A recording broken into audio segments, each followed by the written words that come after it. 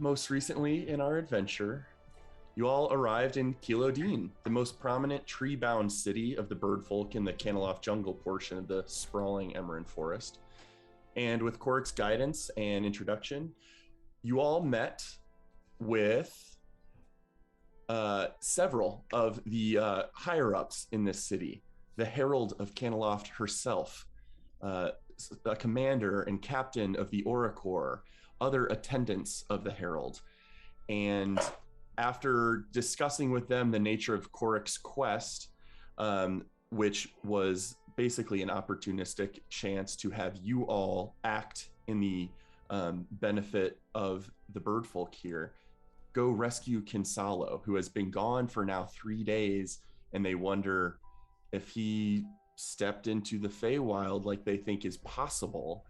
Who knows what that could mean, because the nature of time flow in that place is very different than our own. After speaking with those members and getting ready to set out westward, you first met with Kira, a peacock-blooded arcane collector with some oddities for sale, did some business there, and then journeyed with some of the Auracor's spearcasters westward to the Emerald Forest. And you investigated the traces of a skirmish where they thought a recent, not necessarily recently occurring, but recently found trace of skirmish and conflict, and tracked down and engaged in combat with a couple creatures there, a few redcaps, meanlocks, and quicklings. You slew them, captured a quickling, interrogated it for information, and then right at the cusp of dusk, you all pushed westward, and you were right on the western edge of the Emerald Forest, where the ocean, the Jalen Ocean to the west of the entire continent, could be heard. But as you kept venturing forward, you heard a quieting of that sound. The ocean no longer there as you step into a new plane. And you arrive here where a colorful vista lays ahead. You seem to have breached the veil to this new place by walking. Although looking forward, it does not any longer appear as if you're facing westward. It looks like you're facing eastward, as the ever-setting sun is lost somewhere behind trees that you emerged from, and casts beautiful shades of twilight all across the sky from what you assume now to be the west behind you. Ahead is this vista that displays gorgeous pink and lavender leafed trees that seem to stretch and sway and move in the sweet-smelling breeze. And there are rocky crags, the height of enormous trees draped in shimmering cascades of water. Further ahead, still a bridge, possibly a sign of intelligent life. And past that, towards the edge of your vision, you can see a dense line of vibrant cerulean trees. A sense of wonder and beauty takes hold of you, but Telperion, I want you to give me a history check. Got it. I got it. 16. 16's enough to know that color of blue cerulean in the leaf cover far ahead, almost just out of view, gives you kind of a sinking feeling in your stomach when you realize that, based on your understanding that the plane of fairy, the Feywild, is a mirror reflection of your own world, but changed and different and exaggerated. South of what the Emran Ithilwinge consider their portion of territory is the Caneloff jungle, where the Aarakocra take residence. And you know that mirror of the Caneloff jungle to be known as the Sapphire Wood. Not spelled like the word sapphire exactly, but Sapphire Wood. Purposely spelled in a way that makes the writhing of the blue leaves almost look like fire.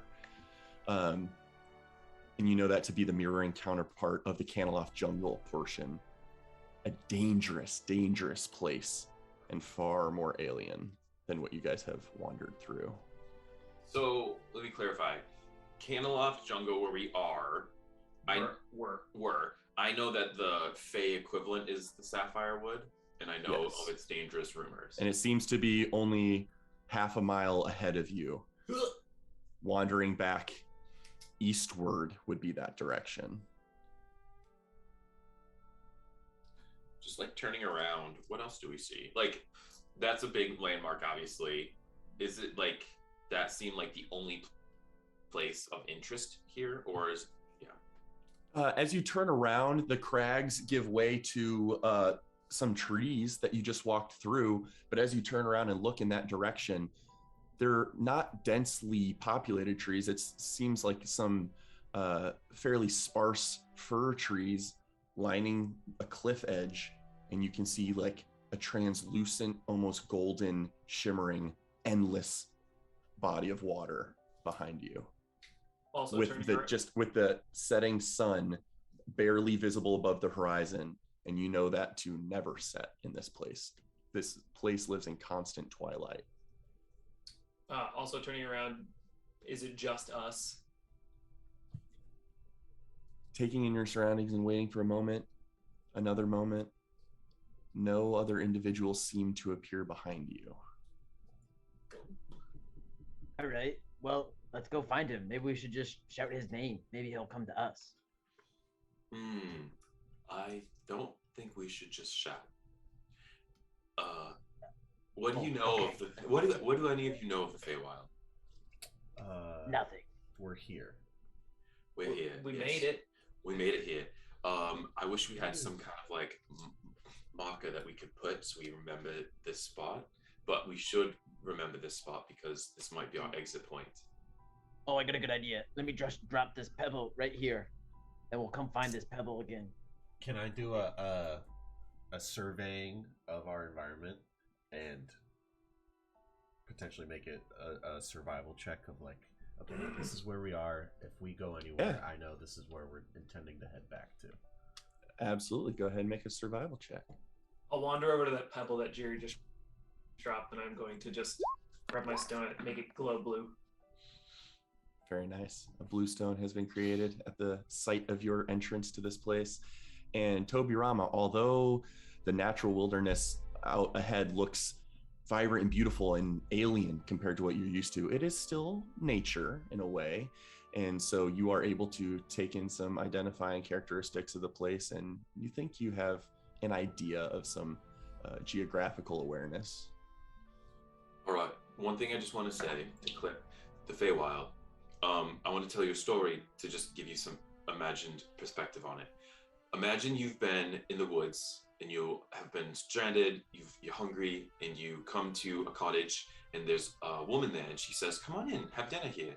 And you see wonderful food. It's a table laden with fruits and chickens and all the good things you can imagine, cakes. And she says, "You may feast here, but half of these items are poisoned and will kill you.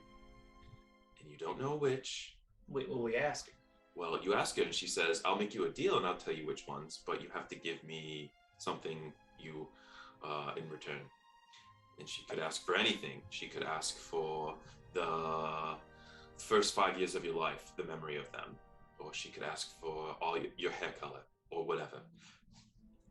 It's dangerous, it's beautiful, and don't expect anything to be what you assume. That seems easy. I would just eat the other half that's not poisoned to help you run. I just eat half the food, you know? Sure, you'd be rolling the die a lot. What do you mean, roll the die? It's a metaphorical die. die. You know? You've never played what's it called? Game of chance, any game of chance, liar's dice. Yeah, Liar's I don't dice.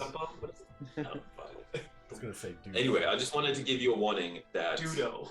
Dudo. Dudo's what it's called in Duras. Yeah. Oh no, Toperian, that's appreciate. I've heard a few tales about this place. I never really believed them, but I mean, is there any help here? Like any friendlies we should be keeping an eye out for? Besides the nice old ladies. Well, the nice old ladies. The Quickling, I think we probably. Oh, speaking of, anyone got eyes on that little guy or girl? Yeah, she's springing Those up. who want to keep an eye out and try and sense any movement of a quickling can certainly give me a perception check if they'd like. Every time. 18 with your die. I'm very glad that rolled high for you. Unfortunately, unfortunately, no one is able to sense a tiny creature moving at breakneck speeds through this place as the whole environment seems to be shifting and moving, and little butterflies off in the distance flitting to branches and petals falling and drifting in the breeze. There's too much motion to pick out anything that you think could have been that creature. Or maybe they're hidden from view entirely or further in, who knows. One more round of basics, and then I'll be pushing on my knowledge because I'm really not that informed. But especially from what the Quickling said, I do believe there are two powers. Kurt, I would know that, right? The two powers. Mm-hmm. Yep. There are two courts here that rule over the Fae, and they take turns essentially. So the Summer Court is led by Titania, which is the friendlier, although still foreign and frightening of the pair. Her sister is the Queen of Air and Darkness. She leads the Winter Court, the Unseelie Fae, as you will, and they are much more vile, essentially. And that Quickling made comment that the Queen of Air and Darkness could have use for an elf. I don't know what that meant, but I wonder if that Quickling would not be bringing back Unseelie Fae to this spot. And the Queen of the Winter Court is taking charge soon from something one of our companions have said. So yeah, you know that, and this was mentioned by some of the Aarakocra as well, but since the time of the autumnal equinox, in between from the autumnal equinox to the spring equinox is the rise and waning of the Queen of Air and Darkness's power, where Titania holds during the summer portion of the year. So it is, in theory, the Queen of Air and Darkness, the Unseelie Court, the Gloaming Court, the Winter Courts rise right now, where their influence is probably more pervasive than that of Titania at this time. Could use an elf, you say? Good thing we've got one to spare. Yeah, it's Jack's back. Oh, that would actually be terrible. He'd probably love that. You think she's rich? We could sell you to her. I think that you really want to extend as few bargains to Faye as you're familiar with lightning. It's your specialty. Mm-hmm. No one knows more about it than you. That's them with making bargains and deals. What if we overwhelm them with bargain, though? Who knows? Do play their own game, but anyway, we should. If that little Quickling's gonna be coming back with some unsightly elves, we should get going. I don't know where to, but I say we just yell Kinsalo and wait for him to, or at least while we're walking in a specific direction. Well, the Sapphire Wood is in front of us. And I hate big ocean behind us. Big ocean behind us. I fear the reputation of that wood. But if Kinsalo came, we don't know under which condition he came here with. Right. Was it by choice? Was he coerced? I think that's likely where he went, but we could. I don't know. We could go check the perimeter of the wood, like in the nearby area. He might have been flying. Might not. Maybe we'll meet somebody and we could ask for directions. Could be true. There's anyone? Skirmish. Start moving towards the Sapphire Wood. Okay. Yeah, and I want to keep an eye out for like signs of like a struggle. Specifically for Toby is wondering if Kinsala was like not willingly brought here. Sure. Seeing if there's any signs of that. Go ahead and give me another survival check, Tobirama, as you proceed. And otherwise, you guys can slowly start meandering your way through this place. The ground, it feels warm in this atmosphere. Definitely warmer than the cool of the Canaloft jungle in the autumn months that you just came from. So there is a sense of comfort in that, and the sweet smelling breeze certainly lends to a more comfortable experience. However, as you near the Sapphire Wood, the air begins to chill a bit, and you get more sensation of that autumnal climate. Toby Rama, with a 23, as you're walking, you see some boot prints, like large, thick metal boot prints. You see some gashes in the ground with similar crescent-like kind of patterns and striations to them, where more pressure was put on and then less pressure. And you do see 2 feathers along the way. Noticeably, coloration-wise, Kinsala was noted to have kind of a light red variation to his plumage. There seems to be 1 feather matching that description, and another feather matching just like a kind of tawny hawk colored plumage. I'll pull those to me. Okay, you guys can, Toby will spot them out. You can add them to your inventory if you'd like, but you have those 2 feathers. Plus the one I grabbed on the way out of the glade. Yes, yeah. That's pretty clear. Yeah. And as you are the heavy metal boots going into the wood or out of the wood towards the tracks seem to be going toward the direction you just came from, but other motion seems to be in the other direction. But noticeably, those thick iron boot steps seem to be coming toward that veil. In and out. Well, it makes sense that the little red caps would have killed. Those ones we slew. They wouldn't have left many footprints heading back in. Correct. The woods then? But as you begin to trudge forward a little bit, you near the Sapphire Wood. I'm gonna try. Help me out, Spotify. It's a stupid little Easter egg that doesn't actually do anything. It's cute though. I just changed the song. Hopefully it changed for everyone. I've got it on loop on my screen. Drywood? Earwood? Yep. Yeah, I did. Yay. And we will move to here.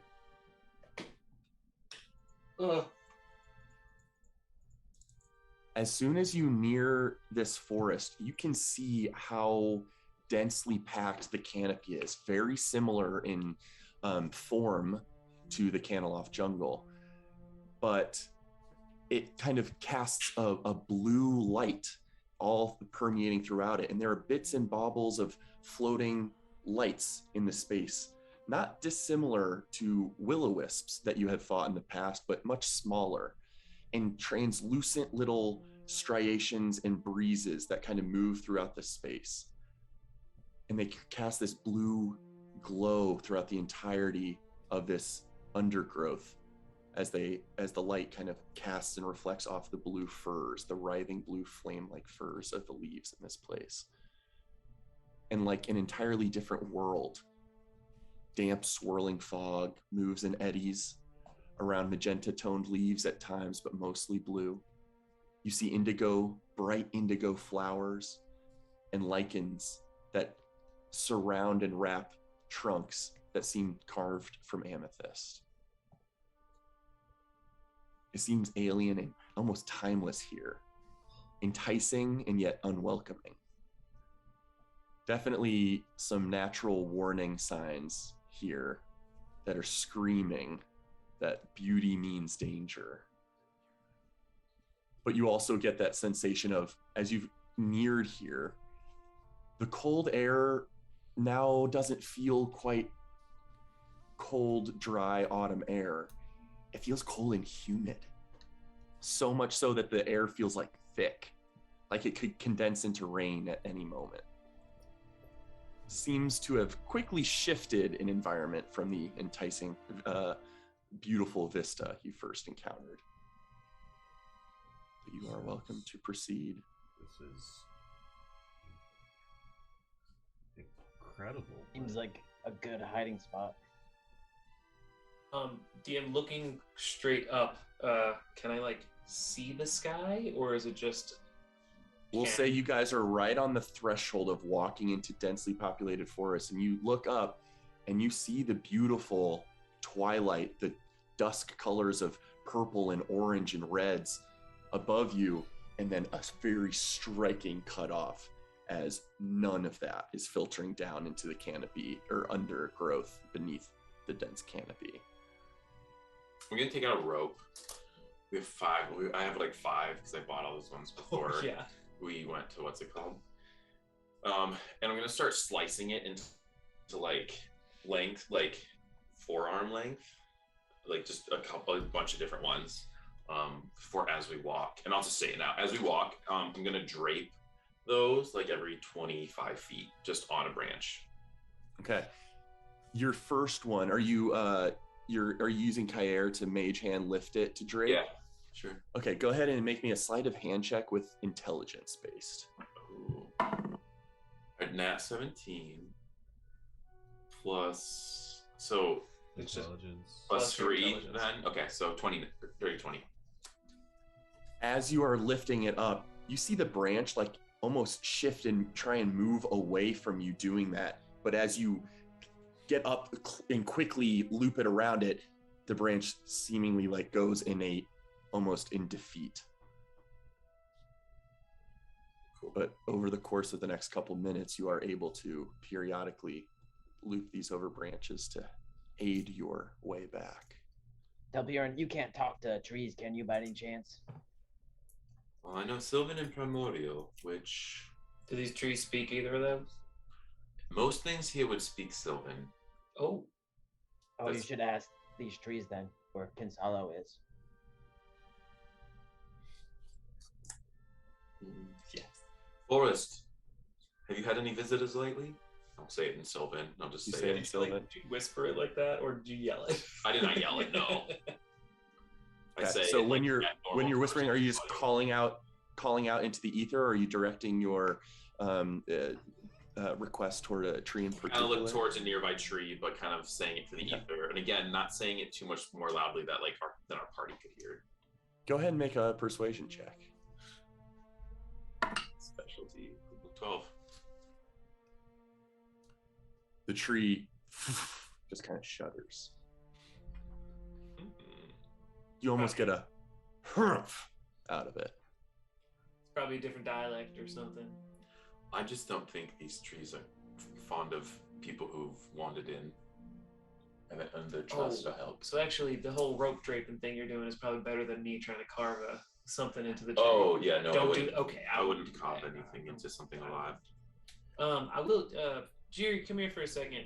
And as we're walking, I will just put my hand on Jerry's shoulder, take out Moby 3, and I'm going to toss him straight up. And I'm going to have him like hover 60 feet directly above us. Can I want to telepath you as you're starting to do that. Sure. I say, Roulette, you might not get that. You might not get him back if you're not careful. Something would happily claim him here. I've got improvements lined up for him anyway. I can make a new one. It's okay. The spirit of the tools are in my pockets. Gotcha. It's not nothing up there. You say out loud my telepathic thought to you. Yes. You probably just thought he was speaking out loud, but you're like, oh, you guys didn't hear that? Yeah. I'm gonna just have Moby 3 just like do a quick audio scan above us, listening for any creaking of branches or things above us that are stalking us. Sure. Go ahead and give me a perception check with advantage for Moby 3. Also a bit of environmental sensory information. So good. As he hovers 60 feet up, these are massive trees, but they do have large boughs and branches that are lower down, as low as 15, 20 feet, that kind of drape and bend downward. So there is some version of obscured vision if he's up 60 feet. Like, you guys can keep an eye on him, but functionally there might be some lightly or even heavily obscured moments. Oh shit. One moment. 2d20 plus 1. What? Roll 2d20 plus 1. Okay. 15. That's pretty good.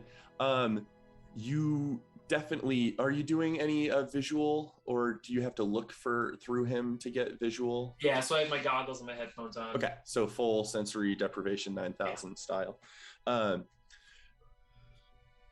Moby flitters up into the trees, and he definitely hears creaking.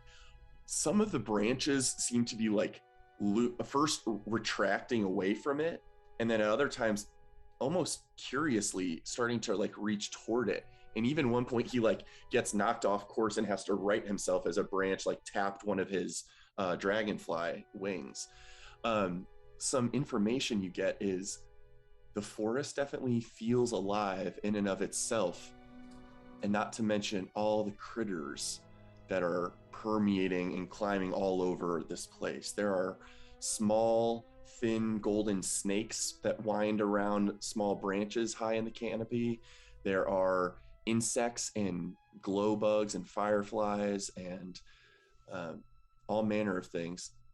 You also do see a rather large, almost mist, but a rather large newt-like creature with 8 appendages, 8 legs wrapping a tree branch, and as it blinks, it has 8 eyes, and it just kind of regards Alfie as it goes by, but otherwise doesn't seem to move. I slowly take off my headphones and do my mental command to be like, Moby 3, come back. Moby 3, come back. Come back, come back, come back, come back. When you take your goggles off, you are like face to face with a tree because Jiri has like brought you over to one, and you two are like, we're hugging it together. He has forced you to hug this tree. Friends, we are. This might be an obvious thing to state, but we are not alone in this forest. There are all sorts of small and big things up in the trees above us. Moby 3, come back. Moby 3, come back. I guess just be on your guard. Are we following like a path right now or something? I would say you guys have only ventured in a couple minutes at this point, so you guys let me know how you want to continue proceing. And I will say, with Toby's very high survival check previously, yeah, you are able to see some version of foot travel. The underbrush is a little more densely packed, and roots kind of prevent easy travel, so you're not seeing as much tracks to follow, and you don't get sight of any more feathers, but you're able to get a hint of direction that recent creatures might have traveled. Notably, they seem more recent than 3 days. Like, I would say hours recent. So time may have been slow here. So the past couple days. That's also potentially concerning if we don't spend that long here, but then it becomes a long time when we get back. Oh yeah, I always forget about that. I hate this. So well, we should start moving then. So Kinsala may feel like he just arrived if we find him. Which actually is probably good for his survival, That's though. good for us too. Yes. Get going. Also, I have my sword out and I've illuminated it to help. Just illuminating. Your emerald light billowing from the blade of Lucent Jade seems exaggerated in color here. Not anything that's increasing the radius. It just seems vibrantly green in this otherwise vibrantly blue environment. I look over at Telperion and I go, Ding. I turn mine And on. your bright green light is immediately dwarfed by an illumination of bright, radiant light from Roulette's mace. Oh, alright. Alright, I'm not gonna use a spell slot to, show you guys up, but, noted. Alright. Well, we also, so maybe we're just kind of walking, and I'll say as we're walking and I'm doing the rope trick, we likely are going to be walking into a collection of enemies then, if they've taken him here. So it's a safe assumption. Okay, so we just beat him up. Bing, bang, boom. Yeah, do they can get out of here. I'm on board with that. I'm gonna destroy one of those ropes, so I'll just kill it out of my inventory. Okay. Do I want to just keep moving?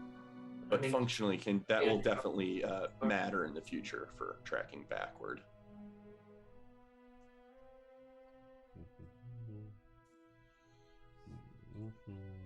All right, so you guys continue to move. And sometimes when you walk forward, the trees almost gesture for you to continue in a direction as their branches like move and sway, guiding you on a path. And at other points, when you look behind you, other branches are reaching out for you, but are too far back to affect you. Yeah, no, green's definitely a better color. Green's definitely a better color. Oh, Toby is confused due to supposed to be in his element, but not being in his element. Dudo. Not being able to see the sky is certainly somewhat disconcerting, especially to you, Telperion, who, although you may have been here once and have some minor memory and interaction with this plane, that was a source of beauty, as the mirroring side of the Ithilwinge's territory in the Feywild is known as the Everwilder. Everwilder?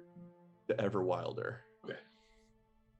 Which is just a sprawling terrain of beautiful green and vibrant pinks that is centered around what you know as the All Tree, a glowing 1,000-foot high, translucent spectral violet tree that rises into the sky and seemingly holds up the sky, or at least gives an illusion of that. So a source of beauty and stability in this otherwise chaotic place that is not visible here. You guys all continue to venture forward. I would like everyone to go ahead and give me a perception check as you're moving forward. Every tree that Telperion ties a rope to, Jiri gives it a hug and says sorry. Gosh. Whoa. Yeah, give me a charisma check with disadvantage. Ooh.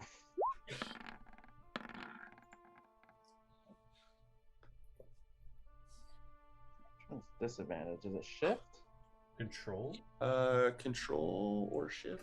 Rolled a 20 on that perception check, and it is important to note I've used a lot of my good rolls already, so I can't complain. I have to acknowledge the dice gods. I just have to do it twice. 16. 16 with disadvantage is pretty good, and although you don't know the language or how to speak the language of the Fae, you feel like one of the branches like loomed over toward you to like try to wrap around you, but you're not sure if that was ill-willed or a hug. I'm not sure how Jiri would interpret that, but No time for hugs. I gotta keep going. Sorry, tree. and it just slowly uncurls its branch. Definitely an eerie sense of possibly restrainment, but certainly life and some version of intelligence in every tree in the area. Perception. Otherwise, you get lost in the shuffle. Roulette probably is doing something, maybe trying I'm to scared of snakes. think her way out of this one, but it's just all a bunch of mumbo jumbo. But Toby Rama and Telperion, the two more natural versed of the group, you definitely catch various flora and fauna throughout this space. Telperion, you see at first, you think, are those the antlers of a deer? And then hops into a brush and keeps hopping away as you see a jackalope, a bunny creature with large antlers, just hop into the distance. Toby Rama, you catch a couple fungal mosses that are just kind of like squirming on a tree, not moving towards you or away from you or anything, but definitely alive and thriving in this environment. Telperion, you also catch a different moss that is this beautiful blue-green color that illuminates more drastically with your sword light near it, that you know to be Ketrophen moss. It's a very, very common type of fungal growth, which is delicious and can serve as rations, but can provide a chance at developing a disease. But it's a pretty low chance. Some people have been known to, elves in historical culture have been known to resort to feeding on that for food. Otherwise, it seems somewhat weirdly desolate, as although there's life, there doesn't seem to be usable, forageable value. There's plants and fauna and flora everywhere, but not much seems to be usable. Telperion, you would think a lot of it may be poisonous or dangerous or even hurt or damage, wound creatures that get too close to it. Definitely a sense of danger in every sense. As well, Tobirama, off in the distance, you see an enormous mushroom-capped plant growth. And it seems to be wrapped. It has roots that wrap and sprawl 20, 30 feet in each direction and wraps around various trees. And you could have sworn you just saw that thing lick its lips as a striation kind of split, and you saw something swirl into it and then pull back. Okay. I paused the group. It seems to be 60 feet off to the side, not hindering your progression, but certainly a gargantuan source of danger. Okay. Guys, we're gonna move quietly for a little bit, because I just saw that thing, I think, open a mouth. So it's not in our way, but that scared the bejesus out of me. The Bekellenvor out of me. So Who's Jesus? who's bejesus? So maybe let's sneak a little ways away. Still going the way we were going. Okay. So you guys continue forward. You are able to quiet your footsteps, although I am curious the degree to which that's possible. Could I get a group stealth check? For a second, I thought you weren't going to ask for one. Oh man, I rolled a 19 and a 17. No. Overall, pretty good. There's some clinking going on. Possibly Jiri tripping over some weeds and things. But otherwise, you guys, when you're moving past that thing, you see the vines of that mushroom-capped creature thing writhe a little bit, but it doesn't seem to give chase. But you continue forward. An hour goes by, and Tobirama, I would like you to give me another survival check. Should I burn it a second rope? I would say a rope. I know, like, based on your pace and slowed movement, I would say like a rope per hour might be appropriate. Okay, I'll leave it at 1 for now then. Okay, survival.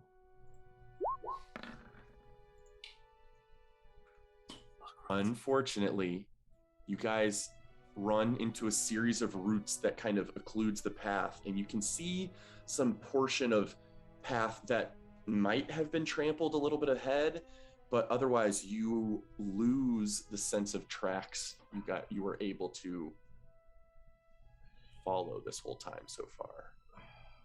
Jeez. I guess I shouldn't have expected much.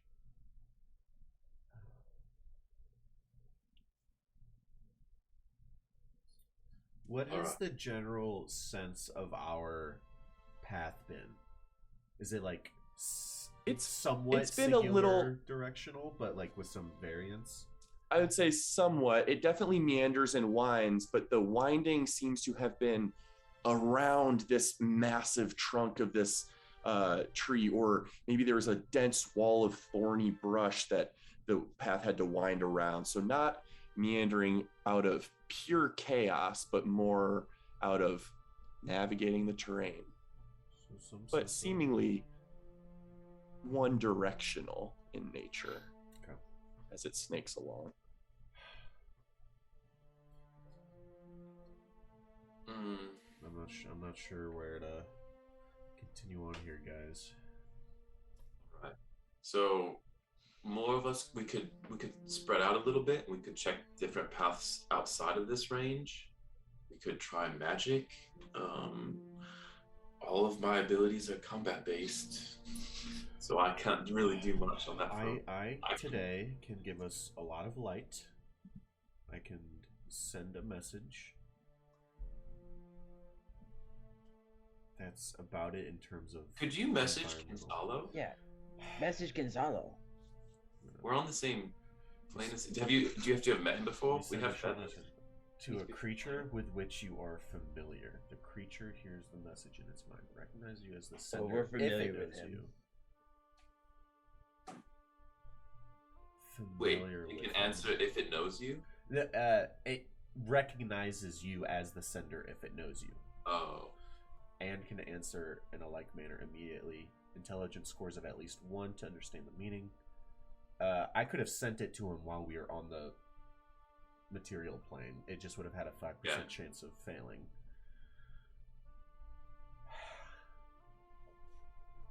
Well, let me, before we start burning your spells. That might be a good let me range that settling down for out. the night thing.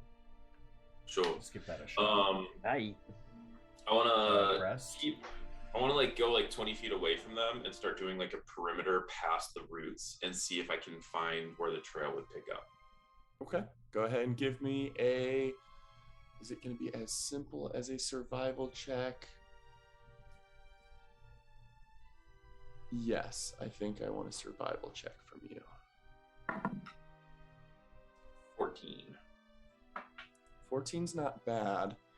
I would say you find 2 different spots where brush has been pushed back or damaged, and it's difficult to tell if that was from a wildlife creature or something with directional intent, but you might have something to go on. Like two random directions. 2, offshoot directions, probably roughly in the same 30 degrees apart. Well, so everyone, I found 2 potential ways to go. How long have we been awake? I mean, we woke up in Kenneloft and Keeler. no we woke up at the top of the mountain. Was it in the first did. thing he took us? God. So first thing he took us back to. Not Kirsan. Oh yeah, Cortal. and then he took us. We've had 2 different shopping And sprees. then you entered this plane at the time of dusk and have been traveling now for some hour and a half, bordering on 2 hours maybe. So it's probably getting pretty late for what your bodies are accustomed to. I think we definitely We gotta find him stepped quick. down. Do we want to sleep on the decision of which way to go? No, I want to just start shouting his name. I'm very nervous to just sleep in the middle of this forest without any shelter. It's very true. I say we Telperion, use your elvish senses and pick one of those, whichever one feels right. We could go for another hour and see if we find something. And if we're going the wrong direction, probably see one of your ropes. Well, we pick one, go for half an hour, maybe come back here if we don't find a better path.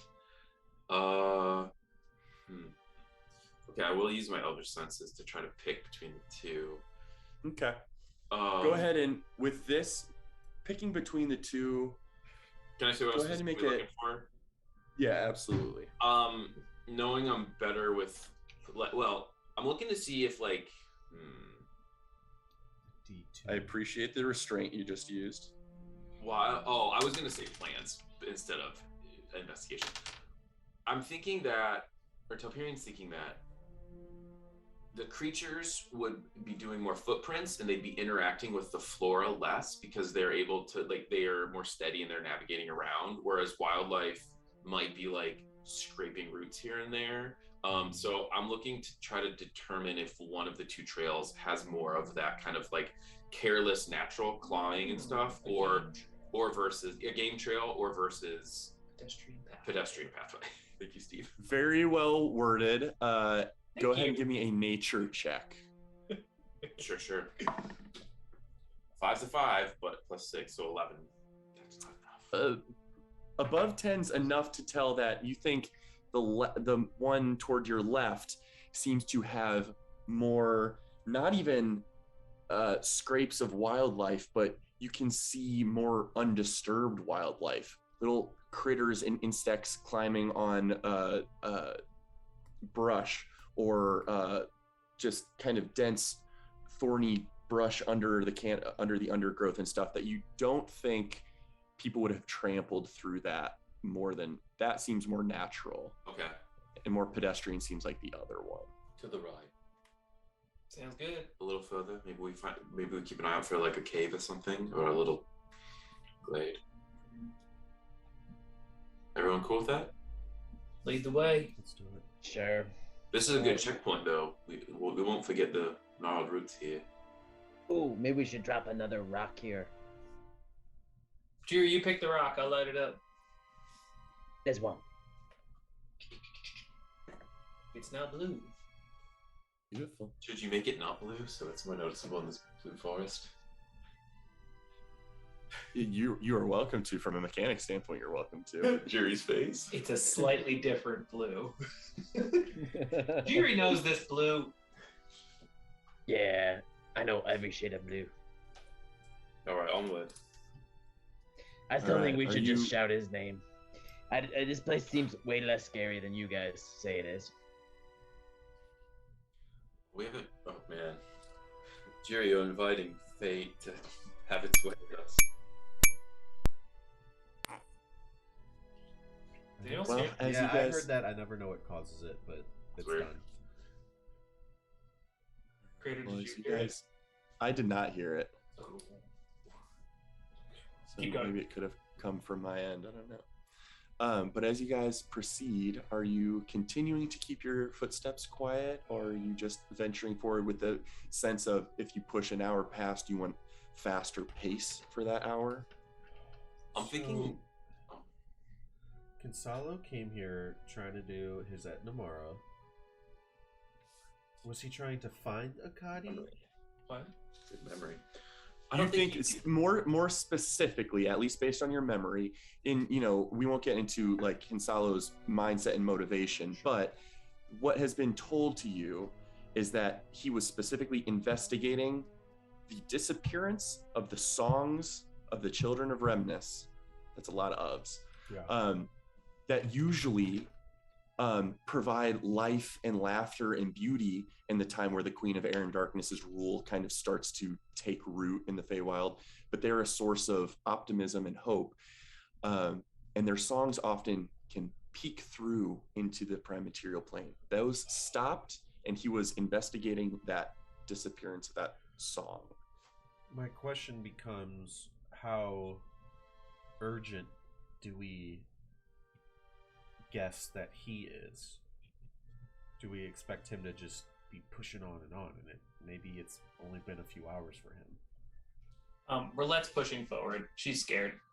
I also want, as the longer we go, the more nervous I am. We're about to stumble into a camp of unseelie fae. So I want us to be going quietly, especially as if we're thinking about bedding down somewhere. We don't want to be loud. Let's do it. Okay, so quiet.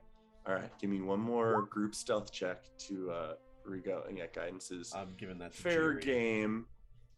Yeah, Or like I want to be guidance like is weird because I it know says continual thing. Yeah. it is a continual thing, and also casting spells breaks stealth in theory. So I do think I'm not going to let guidance count for a prolonged effort like this. Actually, Deal. it could apply in some situations, maybe not this specific one. You guys are mostly rolling really well. Roll 18 and 14. That looks like a Okay, 17 so- to me for Alfie, but you know. So I think it's kind of the same spread. Jiri and Roulette are not being particularly quiet, but the rest is being pretty stealthy. I'll say overall, you guys think you're being pretty good.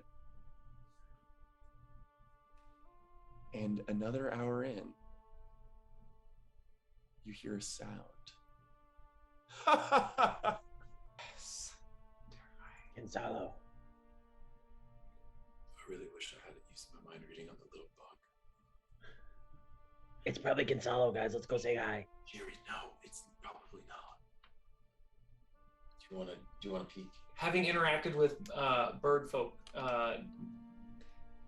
they speak through beaks. Do bird folk have like an accent to their laughs, or like their? I would say no, and I honestly think that's a fair question of like, does their anatomy change the way they sound in any way?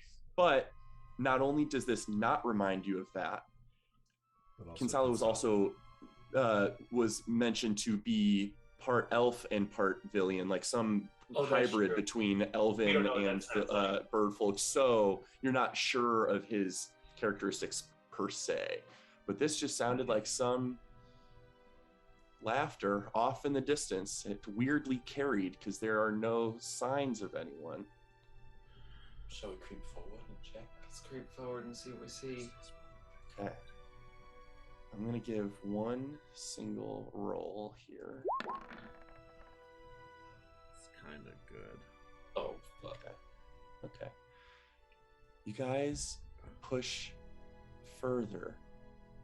Because I know what the DM Yes. did, I'm gonna do this. That's incredible. So, yes, tell him that one. You hear chatter.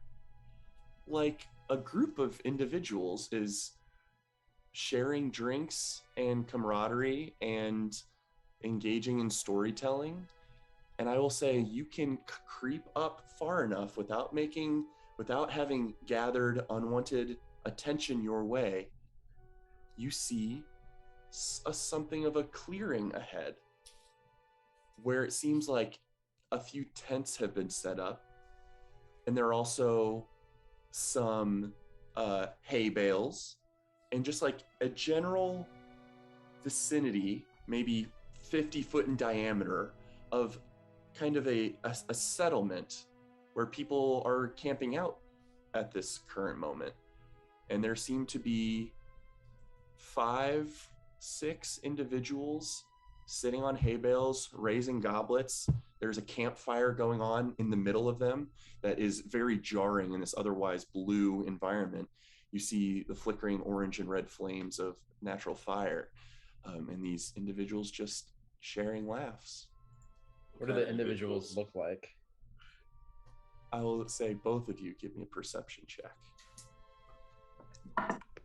Oh no. Rolled a 2. 5 total. 5 and a 7. Hard to tell from this distance. You may have to get closer, but even with low rolls, you get some sensory input. They seem to be humanoid in appearance. Some with long silver hair, some with bright white hair, some with one dark-skinned with beautiful violet hair. They seem to be humanoid-sized creatures just engaged in conversation and pleasantries. I telepathically message Roulette. I say, didn't you just get a fancy eyeglass that lets you see things up close? No, that's for working close with stuff. Okay, never mind.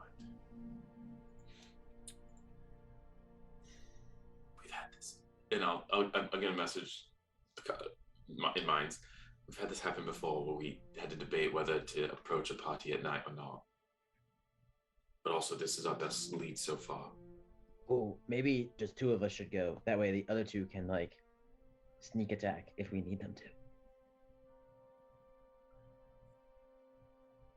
Jerry, how about you and I? Because I know about the realm a little bit, and you're chatty.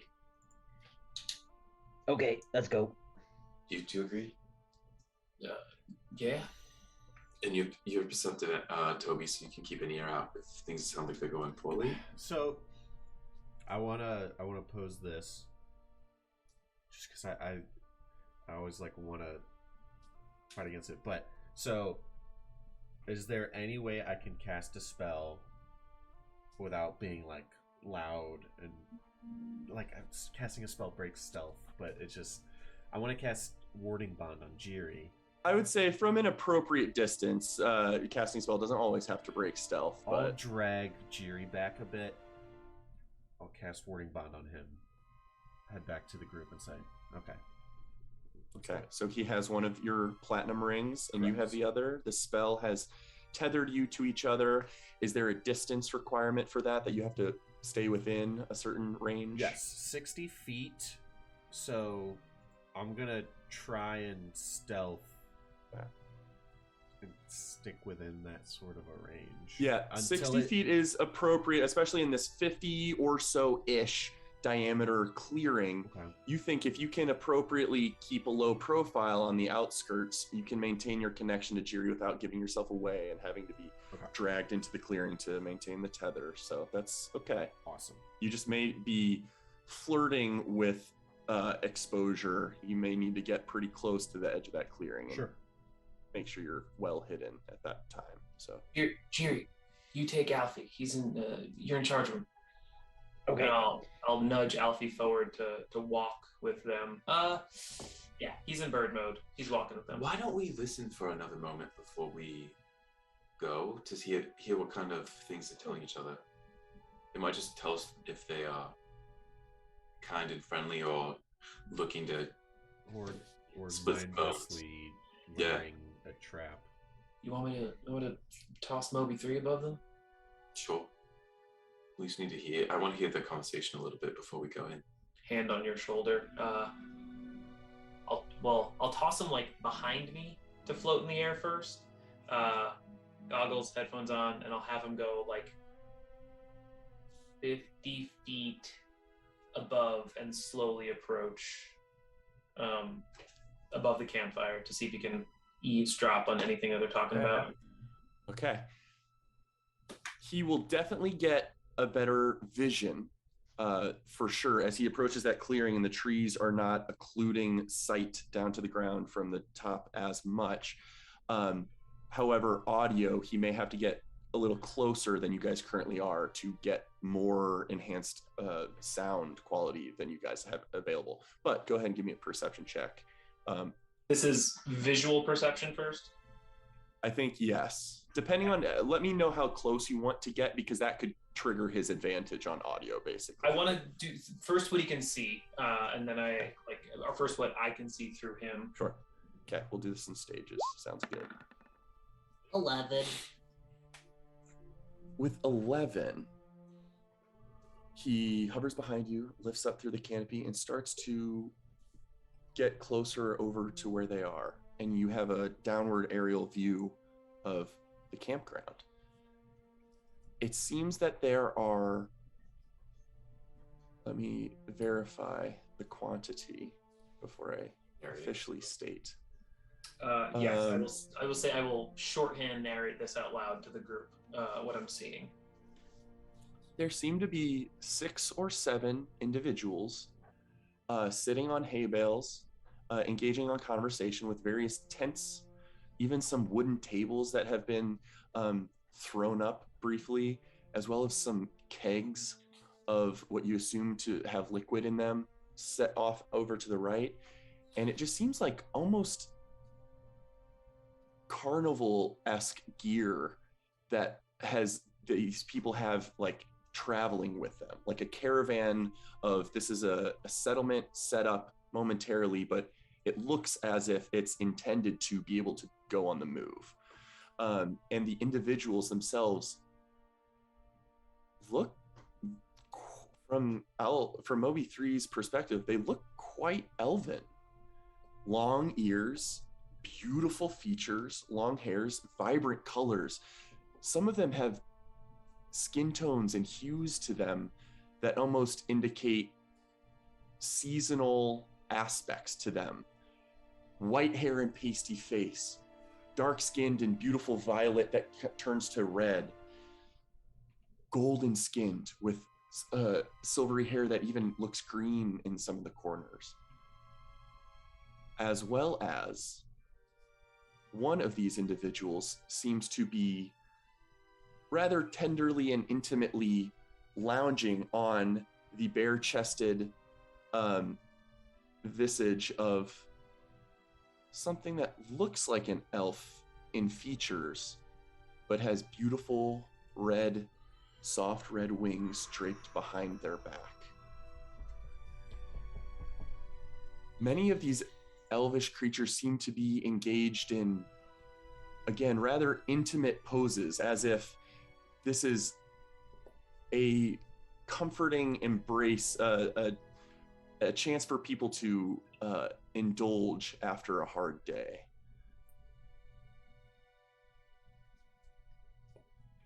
As I'm getting to the Red Wing part, I think I have eyes on Kinsalo. Additionally, at Kinsalo's side seems to be a large, 10-foot long, droopy-faced hound dog with very pointy features that looks large and perhaps formidable, but doesn't specifically look intimidating per se. But he just has his paws draped in front of him and has his head like nudging up against the winged elf-looking creature.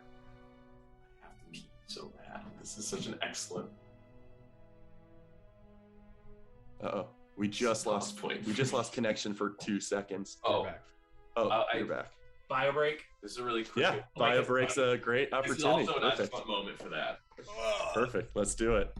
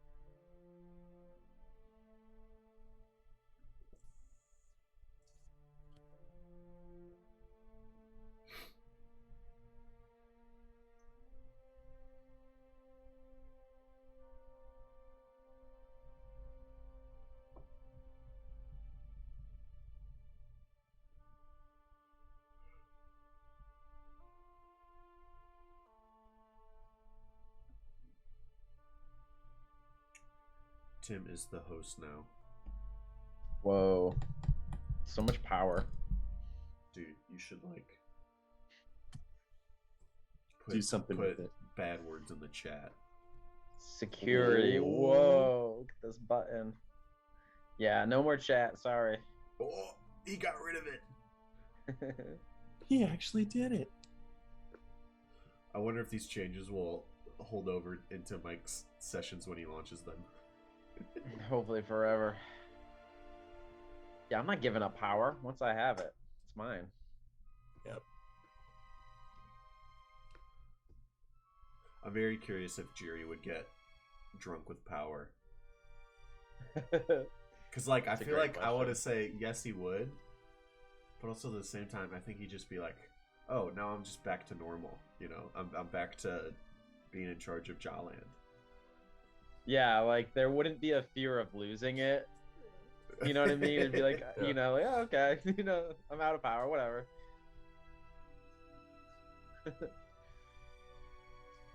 Yeah, I'm trying to think of the king that Jiri could one day become. Yeah. He's got some learning to do first.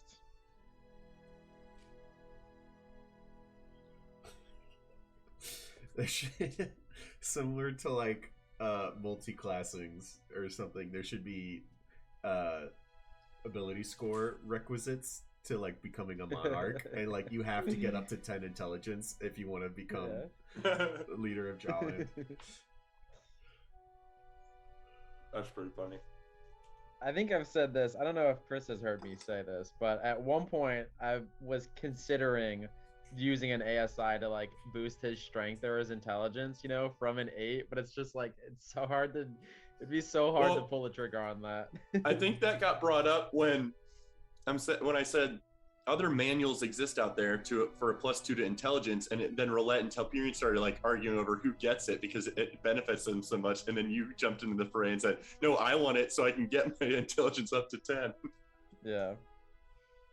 That is funny. They just left the Roll20 session too, so they might be They doing lost. a They lost restart. internet. Oh no. I guess you guys will never rescue Kinsala. Bummer.